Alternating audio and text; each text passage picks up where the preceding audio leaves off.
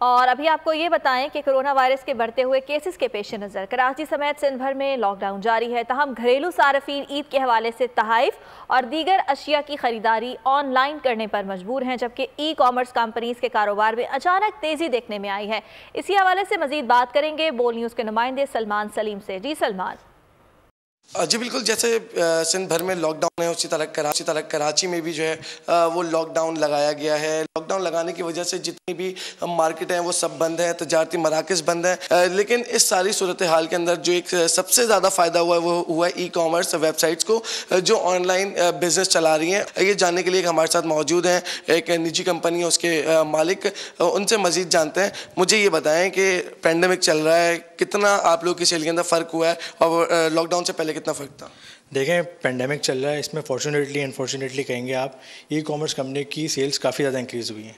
लोग अपनी ज़रूरियात की अशिया जो है वो भी ई कॉमर्स से वेबसाइट से ले रहे हैं, ऑनलाइन ले रहे हैं। और दूसरा ये कि तोहफ़े तहफ़ की जिस तरह से आपने बात की है अभी, ईद पे हमारा कल्चर है कि तोहफ़े तहफ़ काफ़ी दिए जाते हैं, तो हमारी कंपनी तोहफ़े तहफ़ लोगों के ऑनलाइन सेल करती है। और अल्हम्दुलिल्लाह इस पेंडेमिक के दौरान, इस लॉकडाउन के दौरान हमारे पास काफ़ी ज़्यादा ऑर्डर्स इंक्रीज़ हुए हैं और हम उनको फुलफिल करने की कोशिश कर रहे हैं। ईद तकरीबन बहुत शुक्रिया सलमान। ए नूरे खुदा नूरे बसीरत की तलब है, रमजान का सदका तेरी रहमत की तलब है।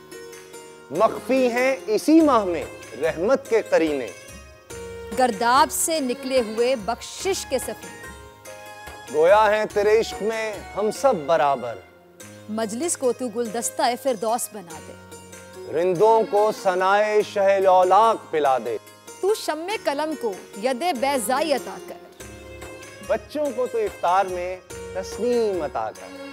रमजान मुबारक की खुसूसी नशरियात रमजान में बोल, सिर्फ बोल एंटरटेनमेंट पर। रमजान में बोल।